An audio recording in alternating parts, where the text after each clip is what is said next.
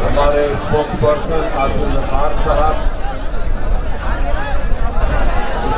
के मेरे भाई डॉक्टर साहब जो मजलिस इत्तेहाद मुस्लिमीन के उम्मीदवार हैं, रजौली के तमाम मजलिस के जिम्मेदारान, मौजूद हाज़रीन इकराम, बुजुर्गान मिल्लत, मेरे गयूर नौजवान साथियों, मैं आप तमाम का शुक्रगुजार हूँ कि आप लोग ने अपना कीमती वक्त निकालकर आज के इस मीटिंग में शिरकत की और आप लोगों का इस तरह से वालेहाना मोहब्बत का इजहार करना मुझे उम्मीद दिलाता है, हम तमाम मजलिस के जिम्मेदारों के हौसलों को बुलंद करता है और आपका ये बेनफ्स होकर यहाँ पर जमा होना इस बात का पैगाम देता है और साथ ही साथ आपने यहाँ पर आकर इस बात का पैगाम दे दिया कि आइंदा साल 2022 में जो उत्तर प्रदेश के विधानसभा के चुनाव होंगे, इंशाअल्लाह ताला रजौली से यहाँ से मजलिस का उम्मीदवार यकीनन विधायक बन के आपकी आवाज बनकर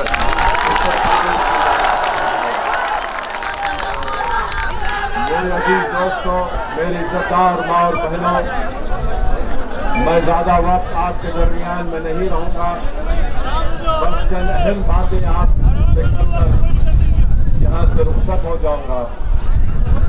मजलिस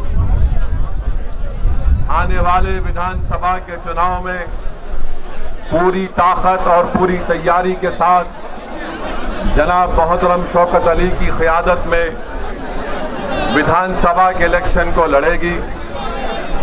ये बात मैं इसलिए कह रहा हूं कि जो मजलिस के मुखालिफीन है वो इस बात को समझ ले कि ये वो मजलिस नहीं है जो 2017 में विधानसभा के इलेक्शन में हिस्सा ली थी। इस 5 साल के अरसे में मजलिस ने अपने संगठन को मजबूत किया। मजलिस का पैगाम उत्तर प्रदेश के घर घर पहुंच चुका है। मजलिस ने अपनी तंजीम को अपनी जमात के लोगों की मेहनत और जुस्तजू की बुनियाद पर पहले से ज्यादा आज उत्तर प्रदेश में मजबूत है और हमारा आपको यही पैगाम है, यही आपसे इल्तिजा और गुजारिश है कि उत्तर प्रदेश में मजलिस की पहली कोशिश ये है कि यहाँ से आपकी मुस्लिम अक़लियत की एक सियासी लीडरशिप बने। मैं आपको ये बात बताना जरूरी समझता हूँ कि उत्तर प्रदेश भारत का सबसे बड़ा स्टेट है, प्रदेश है। यहाँ पर हर बिरादरी की, यहाँ पर उनकी एक सियासी ताकत है, उनकी एक पहचान है। अगर उत्तर प्रदेश में अगर किसी की सियासी लीडरशिप नहीं है, किसी की सियासी आवाज नहीं है, किसी के आवाज की अहमियत नहीं है, किसी के आंसुओं की अहमियत नहीं है, अगर कोई यतीमी और लाचारी के माहौल और मायूस हो रहा है तो वो उत्तर प्रदेश का मुसलमान है।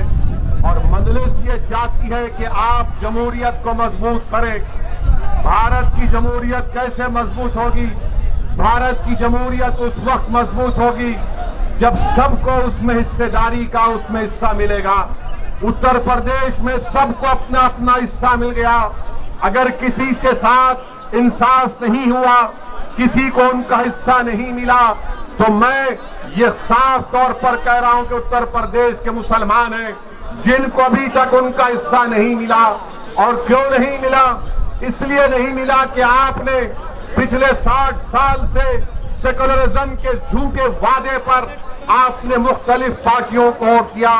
कभी आपने कांग्रेस को वोट किया, उनको नेता बनाया, विधायक बनाया, सांसद बनाया, मुख्यमंत्री बनाया, कभी आपने उनको प्रधानमंत्री बनाया, कभी आपने बीएसपी को वोट दिया, उनका मुख्यमंत्री बनाया, आपने समाजवादी पार्टी को वोट दिया, उनका मुख्यमंत्री बनाया। मगर आप अपने दिल पर हाथ रखकर सोचिए कि आपका पूरे उत्तर प्रदेश में आपका कौन है नेता, कौन है आपकी आवाज, कहां है आपकी सियासी ताकत। आज उत्तर प्रदेश में आपके वोट की अहमियत नहीं है, आपके आंसुओं की अहमियत नहीं है, आपके मसाइल की अहमियत नहीं है। मैं ये कहने पर मजबूर हूं कि उत्तर प्रदेश में अगर सबसे कम पढ़े लिखे अगर कोई है तो मुसलमान है। आखिर क्यों कम पढ़े लिखे मुसलमान है? क्या इसका जिम्मेदार असदुद्दीन ओवैसी है? अगर उत्तर प्रदेश में सिर्फ 2% बच्चे ग्रेजुएट होते हैं तो क्या उसका जिम्मेदार असदुद्दीन ओवैसी है? उत्तर प्रदेश में मुसलमान आउट ऑफ स्कूल चिल्ड्रन है, जो स्कूल के बाहर है, जिनकी उम्र स्कूल में तालीम हासिल करने की है वो 60% है। उसका जिम्मेदार कौन है? उसका जिम्मेदार असदुद्दीन ओवैसी है। उत्तर प्रदेश की जेलों में सबसे ज्यादा अगर दलित भाइयों के साथ अगर कंडक्ट ट्रायल है तो मुसलमान है। इसका जिम्मेदार कौन है? इसका जिम्मेदार किसी हद तक हमको भी अपने गिरबान में झांक कर देखना है। मैं आपको पैगाम देने आया हूं मेरे अजीज दोस्तों और बुजुर्गों, यकीनन फिरका परस्ती को हराना है, फिरका परस्ती को हराना है। मगर फिरका परस्ती को हराने का मतलब ये नहीं है कि आप खुद हार जाएंगे। फिरका परस्ती को हराने का मतलब यह कि आप जीतेंगे तभी जाकर बीजेपी को शिकस्त होगी। अगर रुदौली से मंजलिस का उम्मीदवार एमएलए विधायक बनेगा तो यकीनन बीजेपी को यहां पर हम शिकस्त दे पाएंगे। मेरे अजीज दोस्तों और बुजुर्गों, रुदौली में मैं यहां पर खड़े होकर दिल की अमीर गहराइयों से, हमारे इश्तियाक अहमद साहब एक एमएलए हुआ करते थे, भट्टी समाज से उनका ताल्लुक था, मैं उनको खराजी अकीदत पेश करता हूं। आप बताइए, कोई नाम नहीं लेता इश्तियाक साहब का, और फिर मंजलिस पर इल्जाम लगाया जाता है कि मंजलिस इत्तेहादुल मुस्लिमीन वोट काटने के लिए आती है। मेरे अजीज दोस्तों और बुजुर्गों, मंजलिस किसी को काटने को नहीं आती, मंजलिस जोड़ने को आती है, और मंजलिस ये काम करके रहेगी इंशाअल्लाह ताला। मेरे अजीज दोस्तों और बुजुर्गों, अभी हमको यहां के जिम्मेदारों ने बताया कि जो ओवर ब्रिज है रुदौली का,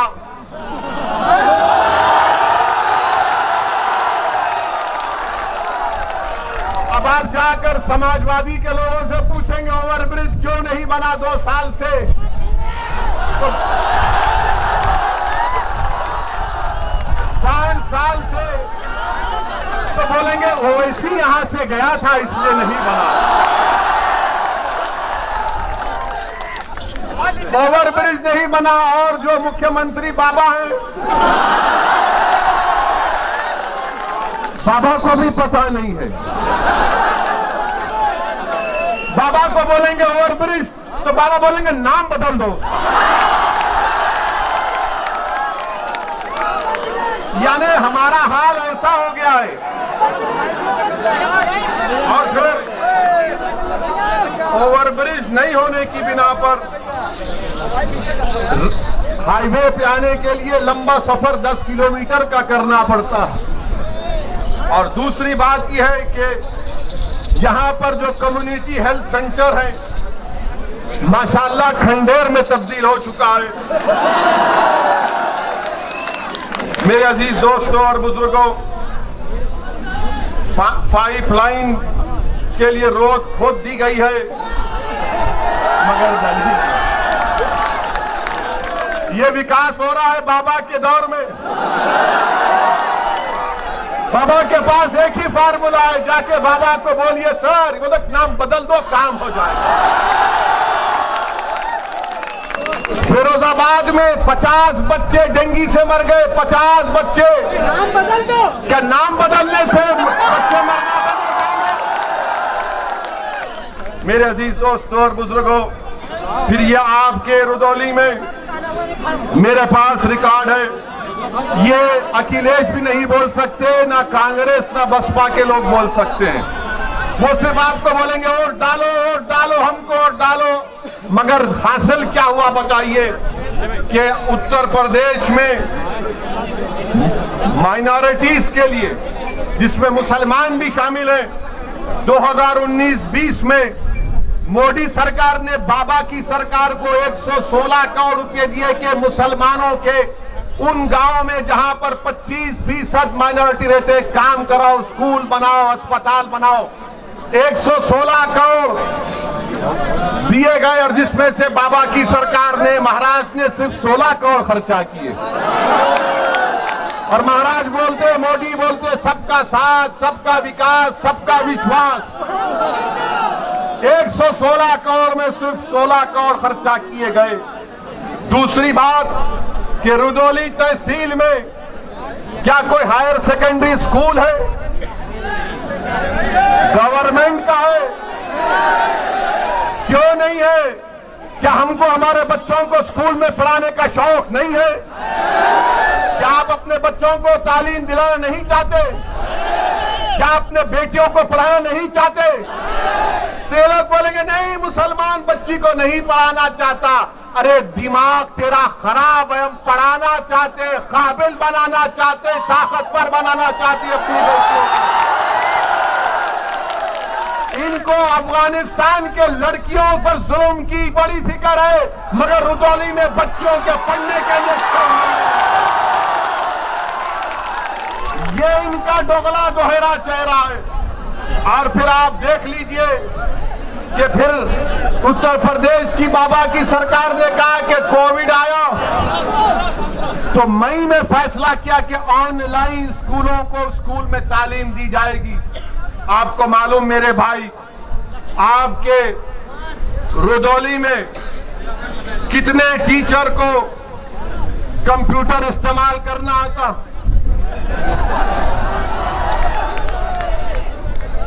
कितनों को आता है?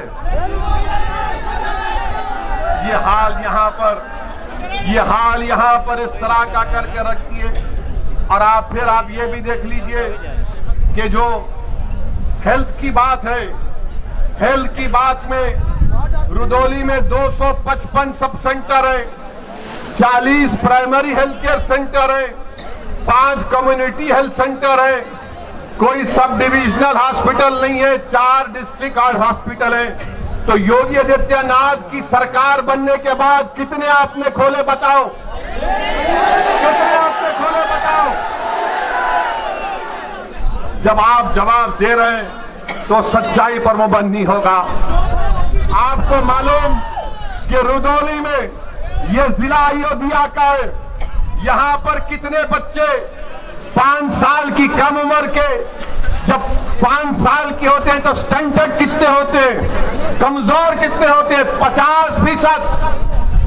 बाबा से जाकर पूछिए, महाराज से, तो बोलेंगे ये फिरका परस्ती की बात कर रहा हो। ऐसी मैं चैलेंज से कह रहा हूं कि 50% 5 साल के कम उम्र के बच्चे स्टंटेड है अयोध्या डिस्ट्रिक्ट में। कौन सी हुक्मरानी बीजेपी उत्तर प्रदेश में कर रही है? और फिर वेस्टेड बच्चे 19%, अंडरवेट यानी जो उम्र में वजन उनका होना चाहिए कितने मालूम आपको? 45%।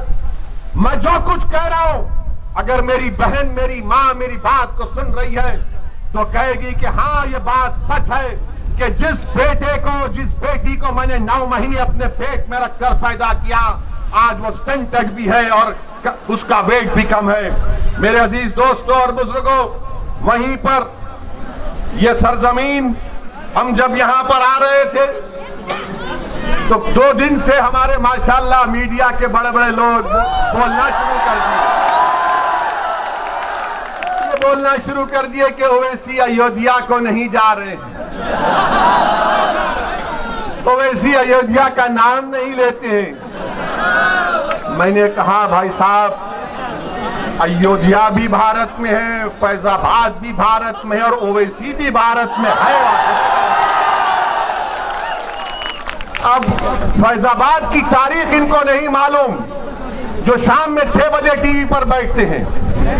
8 बजे बैठते हैं, 9 बजे बैठते हैं, ऐसा बैठकर भाषण देते हैं, खुतबा देते हैं और ऐसा देते हैं कि बस नरेंद्र मोदी उनको देखे तो कहे कि ये तो मेरा घर वाला। क्या कहा उन्होंने कि ओवैसी को अयोध्या नहीं जा रहे? मेरे भाई, अयोध्या भी जाएंगे, क्यों नहीं जाएंगे? हम जब कश्मीर गए तो अयोध्या नहीं जाएंगे। और फैजाबाद की तारीख, इनको नाम फैजाबाद से इतनी जलन क्यों है? नाम बदल दिया, पेट में दर्द क्यों होता है? फैजाबाद की जेल में क्या अशफाकुल्लाह को फांसी नहीं दी गई थी? क्या फैजाबाद की जेल में अशफाकुल्लाह को जब फांसी दी जा रही थी तो क्या अशफाकुल्लाह जब फांसी के फंदे पर जा रहा था तो उसकी जबान पर कुरान की आयतें थी? जब अशफाकुल्लाह फांसी के फंदे पर गया तो रास्ते में जेल के लोगों से मिलकर कहा कि खुदा हाफिज, मैं अपने रब से मिलने जा रहा हूं। क्या अशफाकुल्लाह ने जब फांसी का फंदा लेकर उसको चूमा और अपने गले में डाला तो पूछने वाले ने पूछा कि बता मरने वाले, तेरी आखिरी ख्वाहिश क्या है? तो अशफाकुल्लाह ने क्या ये नहीं कहा कि ला के रख दे खाके वतन मेरे कफन में? ये मोहब्बत के मज़ार है अशफाकुल्लाह। ये हमको बोलना पड़ता है, वरना ये 6 बजे, 8 बजे, 9 बजे बैठकर जो चीखे मारते हैं, जो पुकारते रहते हैं कि हाँ माई बाप देख लो हमको आपकी तारीफ में बोल रहे हैं, इनको बताना पड़ेगा, इनको बताना पड़ेगा कि ये लोग बात करते हिंदू और मुसलमान के इत्तेहाद की, मोहब्बत की, यकीनन वो पैदा होना चाहिए। और कैसे पैदा होगा? अशफाकुल्लाह और राम प्रसाद बिस्मिल की दोस्ती कैसी थी? राम प्रसाद बिस्मिल अशफाकुल्लाह एक मंदिर के पास बैठे थे शाम के वक्त, एक मुसलमान आ गए मंदिर पर हमला करने के लिए, तो अशफाकुल्लाह ने अपना रिवॉल्वर निकाल कर कहा, खबरदार तुम मंदिर पर हमला नहीं करोगे वरना अशफाकुल्लाह फायर करेगा। ये मोहब्बत की मिसालें थी। क्या आपको मालूम नहीं? सुनिए, मैं थाली बजाने के लिए या आपसे दाद हासिल करने के लिए यहाँ पर नहीं आया हूँ। मैं तुम्हारी थालियों का मोहताज ना कभी था ना कभी रहूंगा। मैं किसी का मोहताज हूँ तो अल्लाह का मोहताज हूँ। मैं तुमको आपको बताने आया हूँ कि अपने दिलों में एक इनकलाब पैदा करो, अपने दिलों में एक तब्दीली पैदा करो। अगर जिंदा हो तो जिंदा कौम की मिसाल बनो, अगर जिंदा हो तो हरकत करो, अगर जिंदा हो तो अपनी पार्टी का वोट दो, अगर जिंदा हो तो तोड़ दो ये तमाम गुलामी की कैदियों की जंजीरों को जो 60 साल से तुमको डरा डरा कर तुम्हारा वोट हासिल करके हमको बर्बादी के चाहने पर लाकर खड़ा कर। मेरे अजीज दोस्तों और बुजुर्गों, अशफाकुल्लाह शहीद को एक मुसलमान जेलर जाकर अशफाकुल्लाह से कहता है कि अशफाकुल्लाह तुम गवाही माफी बन जाओ, तुम ये तमाम जो दीगर हिंदू हैं जिन पर काकोरी ट्रेन का मुकदमा हुआ तुम उनके खिलाफ बोलो।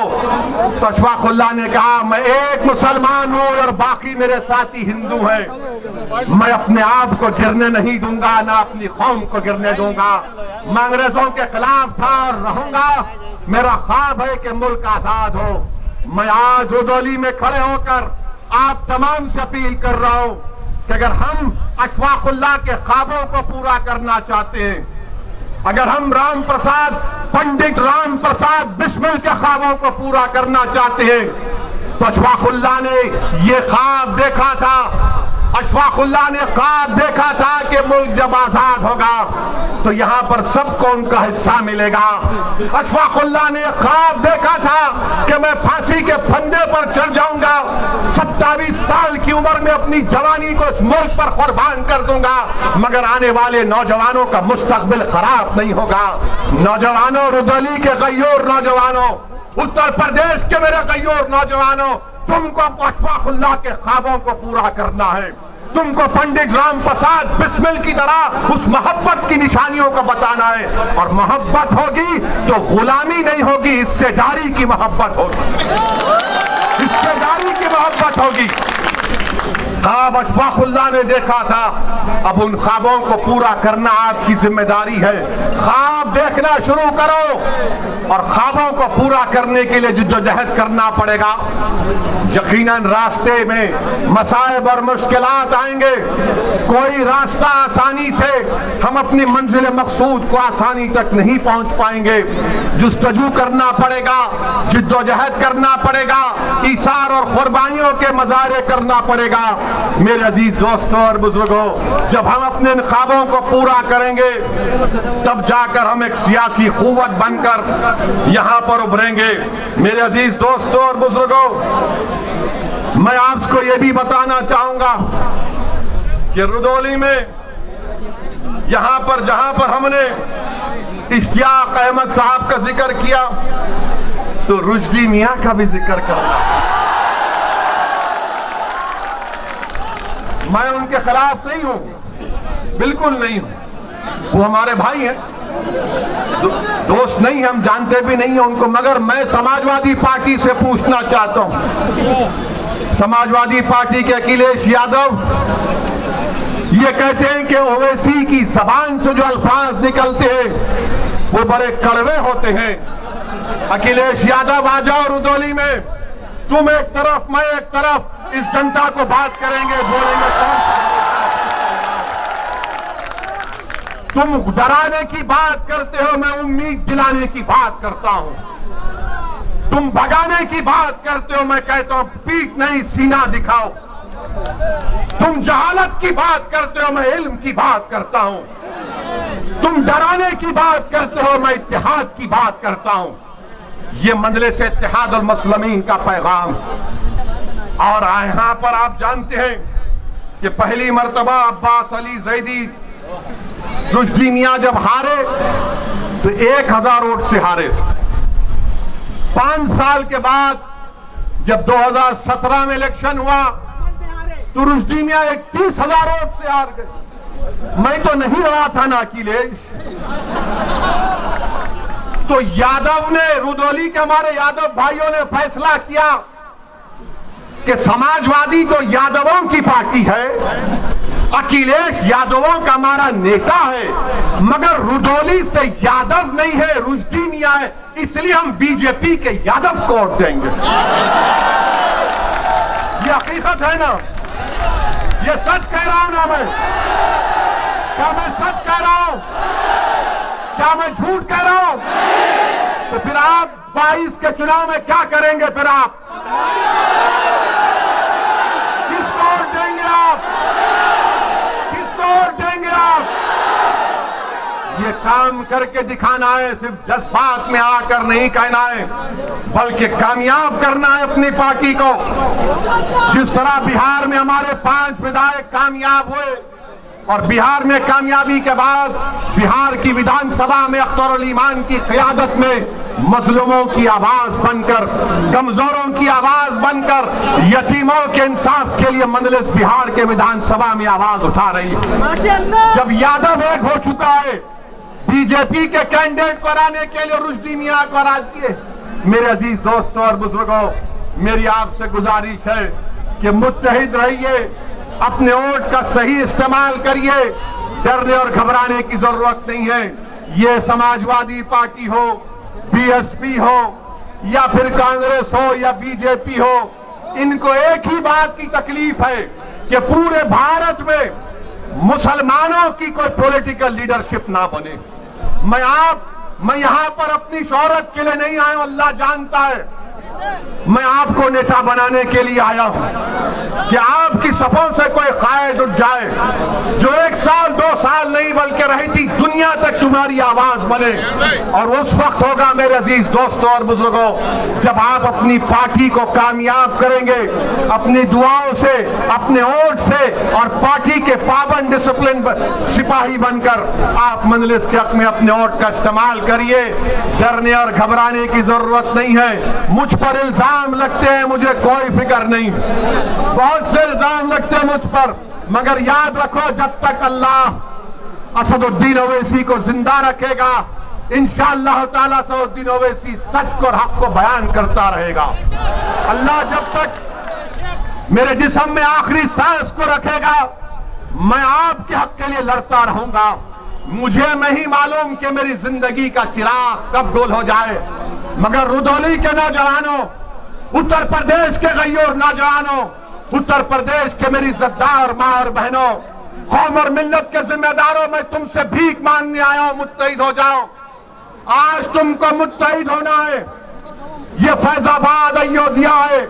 अगर कोई मुझसे सवाल करता है तो याद रखो, इसी अयोध्या में 6 दिसंबर को हमने भी देखा, सारी दुनिया ने भी देखा क्या हुआ।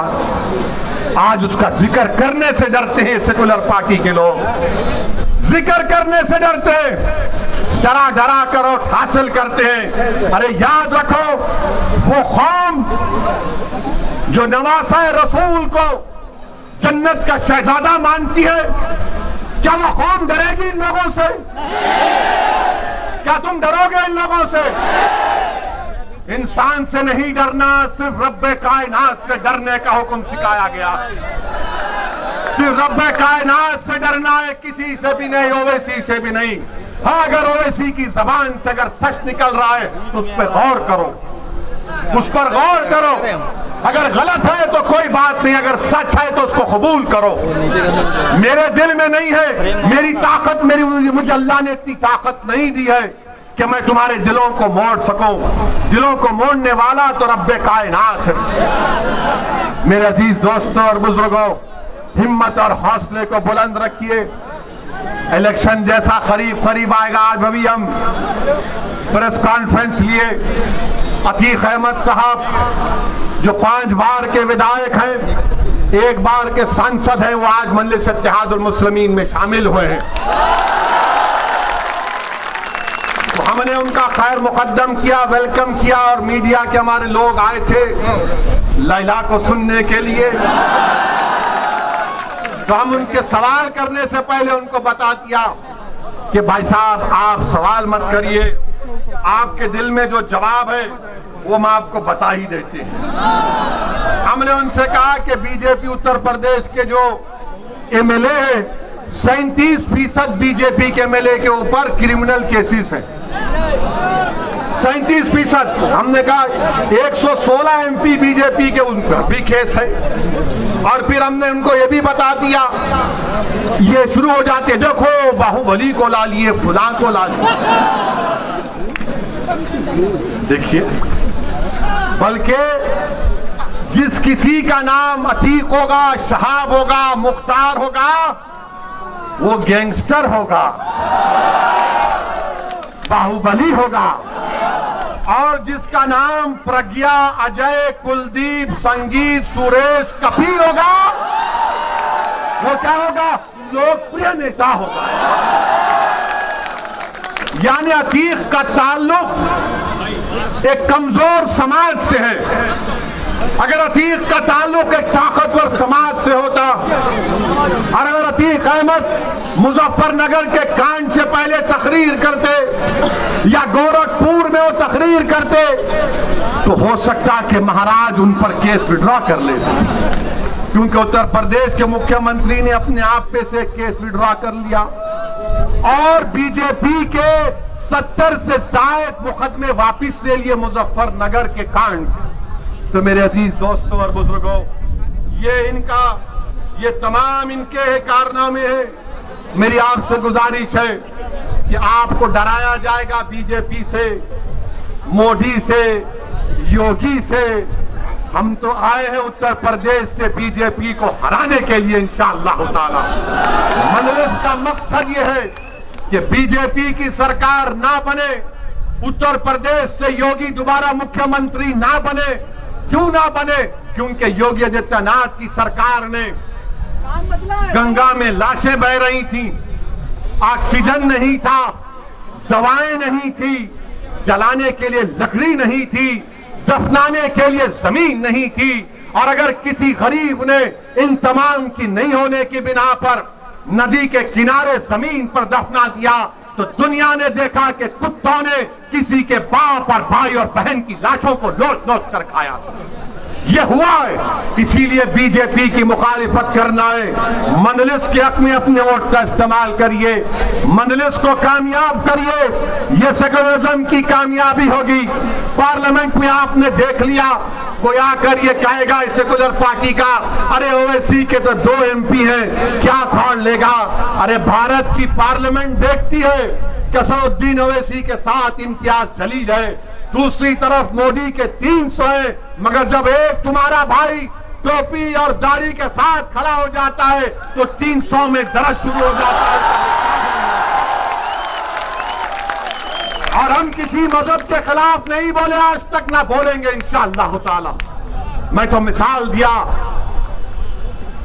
कि अशफाकुल्लाह की और बिस्मिल की मिसाल आपको दिया, मगर याद रखो ये लोग क्या बोलते कि मिल जाओ, मिलेंगे, दिल मिले हुए हैं, मगर हिस्सेदारी चाहिए।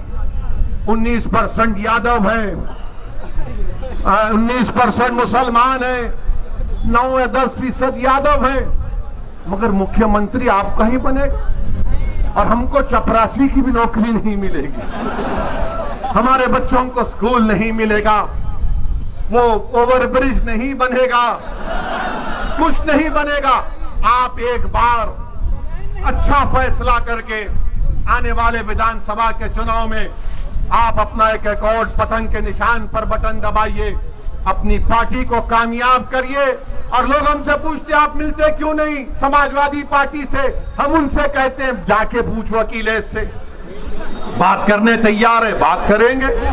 बोले बीएसपी से बात करो, हम बोले पूछो, तैयार है, बात करेंगे। मगर अगर आप ये समझेंगे कि आपकी पार्टी में जो नाम निहाद मुसलमान है उनकी तरह तुम मुझसे बर्ताव करोगे तो भूल जाओ। मैं मरना पसंद करूंगा मगर अपनी इज्जत का सौदा नहीं कर सकता। बराबरी से बात होगी, हिस्सेदारी की बात हो रही है। आप मुझे कोई खैरात नहीं देंगे, मेरा हक है, मैं हासिल करूंगा इंशाअल्लाह ताला। मेरे अजीज दोस्तों और बुजुर्गों, हिम्मत और हौसले को बुलंद रखिए। अच्छा, उत्तर प्रदेश के चुनाव आ रहे हैं तो इसमें अब शुरू हो जाएगा ये तालिबानी तालिबानी तालिबानी। सुना आपने, बोल रहे हर एक को। अरे हम तो बोल रहे तालिबान को तुम बैन क्यों नहीं करते। हम तो मोदी जी से पूछे क्या तालिबान टेररिस्ट ऑर्गेनाइजेशन है, नहीं है, बताओ देश को। अगर है तो डालो यूएपीए में, नहीं है तो अपने इन चमचों को खामोश बिठाओ। बोले जाते हैं, हमारे सामने आकर नहीं बोलते क्योंकि उनको हम पूछते ये क्या है, ये क्या है। हम में और दूसरों में बहुत फर्क है। मेरे अजीज दोस्तों और बुजुर्गों, अपने हिम्मतों को बुलंद रखिए, डर को अपने करीब आने मत दीजिए। एक बार एक तब्दीली पैदा करो आप। ये तारीखी शहर है, ये औलिया अल्लाह की सरजमीन है। यहाँ पर हमारे बहादुरों ने अपनी तारीख को रकम किया है, दोबारा एक तारीख को रकम करिए। मैं सलाम करता हूँ आप तमाम को। मैं शुक्रगुजार हूँ हमारी इज्जतदार माँ और बहनों का, बुजुर्गों का, कि आपने अपना कीमती वक्त निकालकर हमारी बात को सुना। मैं फिर से आऊंगा, ये आखिरी मर्तबा नहीं आया। अगर सपा बीएसपी बीजेपी के लोग समझ रहे हैं कि दोबारा नहीं आऊंगा, मैं आऊंगा, बार बार आऊंगा, हर बार आऊंगा, आपके दिल में जगह बनाकर जाऊंगा और आप में से किसी को इंशाअल्लाह अल्लाह विधायक बनाएगा मंजलिस के टिकट पर इंशाअल्लाह। अस्सलाम वालेकुम व रहमतुल्लाहि व बरकातहू।